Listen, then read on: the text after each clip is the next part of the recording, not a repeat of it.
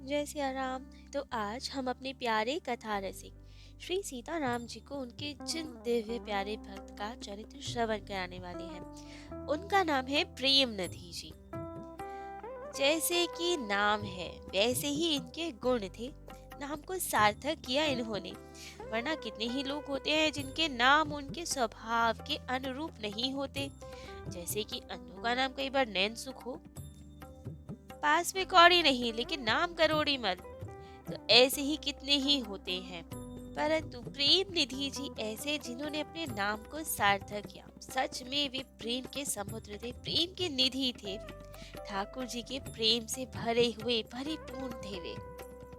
हरि भक्तों को सुख देने के लिए कल्प वृक्ष के समान थे। घर में रहते हुए भी, गृहस्थ आश्रम में रहते हुए भी परम विरक्त स्वभाव के थे। विषयों को त्याग कर सार तत्व ग्रहण करने वाले ठाकुर जी के प्रेम का आस्वादन करने वाले भक्त थे।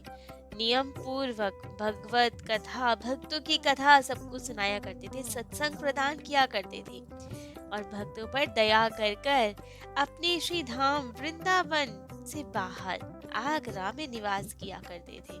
जैसे कि किसी डूबते को बचाने के लिए तैराक स्वयं दयावश जल में कूद जाता है, जिससे स्वयं जल में जाकर बाकी सबको पार लगा पाए, वैसे ही सब लोगों को पार करने के लिए वृंदावन को छोड़ आगरा में जाकर बसे। यदि केवल धाम वास करते तो आत्म कल्याण करते, जो श्रेष्ठ होता, परंतु अपने साथ साथ सबका कल्याण हो, ये भावना उनके हृदय में।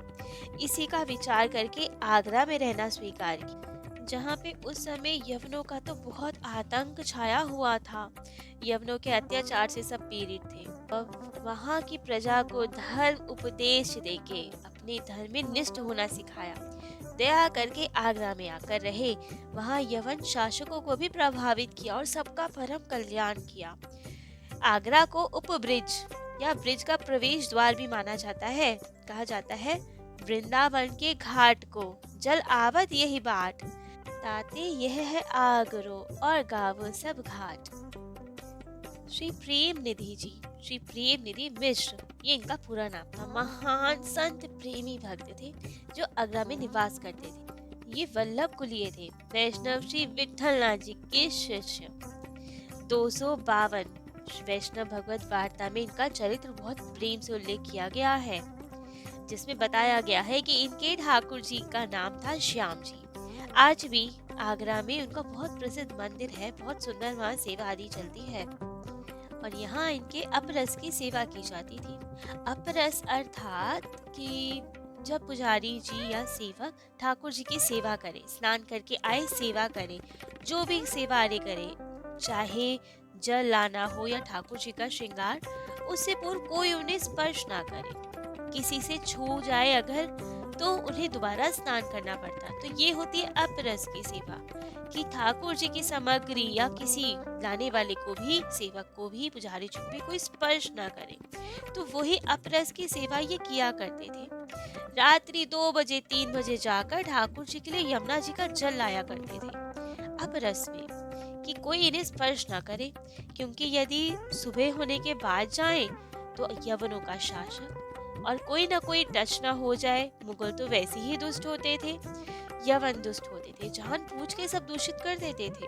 तो अब इन्हें यही चिंता कि अपरस की सेवा है, इसलिए एकदम सुबह सुबह या कहे आधी रात को ही निकल पड़ते थे यमुना जी, जिससे ठाकुर जी की अपरस की सेवा हो पाए, उनके लिए सुंदर यमुना जल आ पाए। अब खूब प्रेम से सेवा आदि तो करते, परंतु एक समय के बाद जब रात्रि में ये उठे, स्नान आदि किया और जल भरने बाहर निकलने लगे, तो देखा वर्षा का मौसम, अत्यधिक घनघोर बारिश हो रही है, सब और कीचड़ आदि हो गई। तब तो इनके मन में बड़ी चिंता कि अपरस में यमुना जी का जल कैसे लावे, क्योंकि यदि अभी जाएंगे तो सब और कीचड़ है, गड्ढे है, पानी भरा होगा, पता नहीं कहीं गिर ना जाए, फिसल ना जाए, लग गई यदि चोट तो ठाकुर सेवा बाधित हो जाएगी।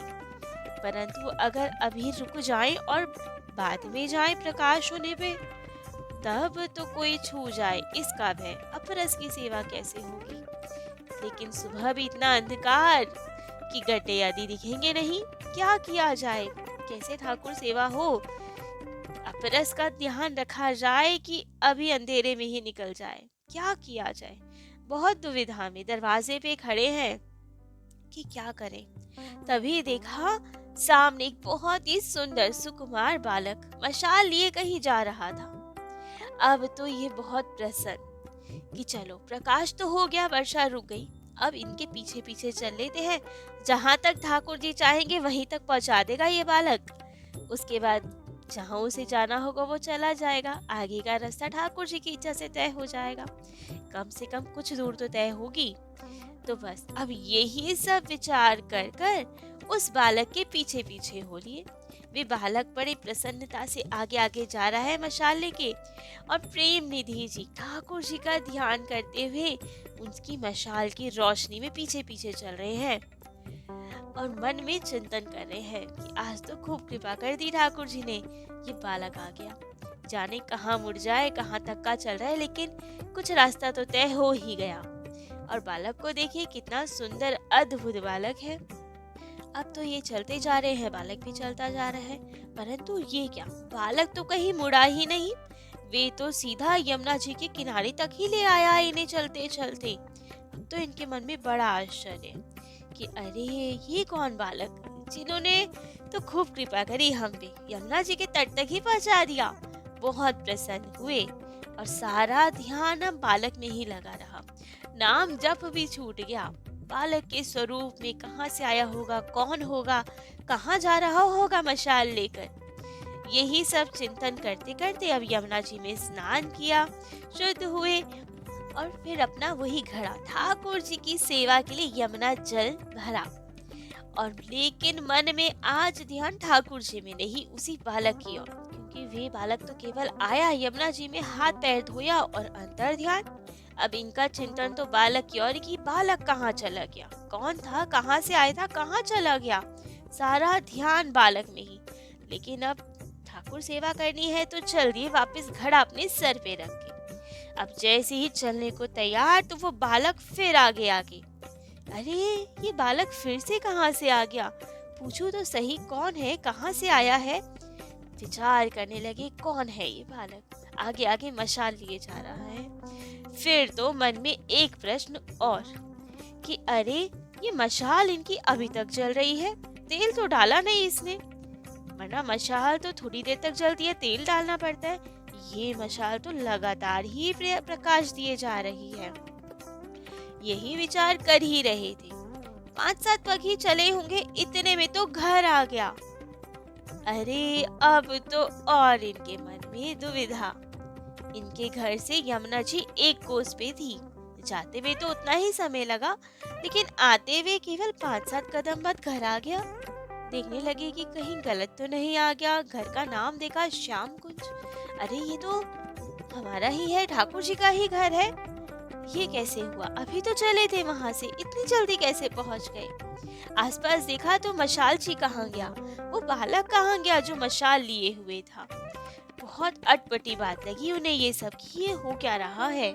तब तो ये सब दुविधा में तुरंत अंदर गए, घड़ा रखा और भागे में बाहर आए, जाके ढूंढा कि वो बालक कहाँ गया। आगे पीछे आवाज लगाए, लेकिन आसपास कोई बालक ही नहीं, सब और ढूंढाए। तब तो मन में बहुत व्याकुलता कि वो बालक कौन था, कहाँ चला गया अचानक से।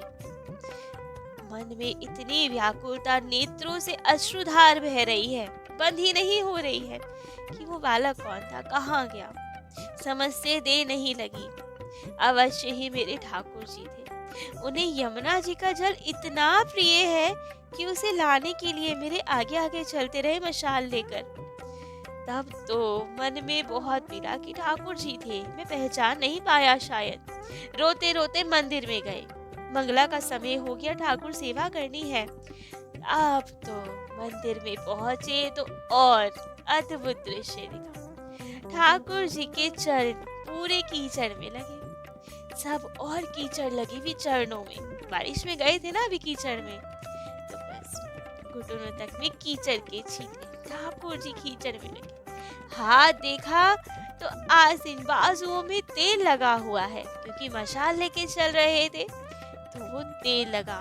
अब तो निश्चित हो गया कि हे राम, मेरे ये ठाकुर जी ही थे जो मशाल जी बनकर आगे आगे चल रहे थे, मुझे रास्ता दिखाने जा रहे थे। अब तो यही सब विचार करके देख कर तो ये मूर्छित हो गए। तभी श्याम जी प्रकट हुए और कहा, आपको मालूम है मेरा स्वभाव, जो मुझे जैसे भजता है मैं उसी तरह उसे भजता हूँ। ठाकुर जी ने कहा, तुम नित्य मेरी सेवा करते हो, हर प्रकार से मेरी सेवा करते हो, तो यदि एक दिन मैंने थोड़ी सी सेवा कर दी तो कौन सी बड़ी बात हो गई, क्या हो गया। अब कभी ठाकुर जी सेन भक्ति के लिए नाई बने थे, आज तुम्हारे लिए हम मशालची बन गए, तो इसमें कौन सी बड़ी बात है। अब ठाकुर जी की इतनी कृपा का अनुभव करते हुए प्रेम निधि जो बहुत रोने लगे, सारा ध्यान भजन सब भूल गए, आंखों में अब वही शोभा। किस तरह ठाकुर जी मशाल लेकर आगे आगे चल रहे थे, कैसे लग रहे थे, कैसे केश थे, क्या पहना था, यही सब चिंतन अब तो हृदय में। सोच रहे हैं दूसरे कोई चोर तो अंधेरा करके चोरी करते हैं, लेकिन इन्होंने तो मशाल जला के मेरा चित्त चुरा लिया। कैसे है ये ठाकुर जी, हमें तो पूरा ही लूट के ले गए आज। मन में अति प्रसन्न कि ठाकुर जी ने आज स्वयं प्रकाश करके अपने स्वरूप का दर्शन कराया, हमें मशाल जला के दिखाया, मानो कि देख लो हमें हम कैसे दिखते हैं। खूब आनंद हृदय में। अब तो ये चर्चा भी धीरे धीरे सब और फैल ही गई। इनका सत्संग सुनने, वार्ता कथा सुनने तो बहुत लोग आते ही थे और खूब इनके भक्ति भाव से खिंचकर भाव विभोर होकर कथा सुनते थे।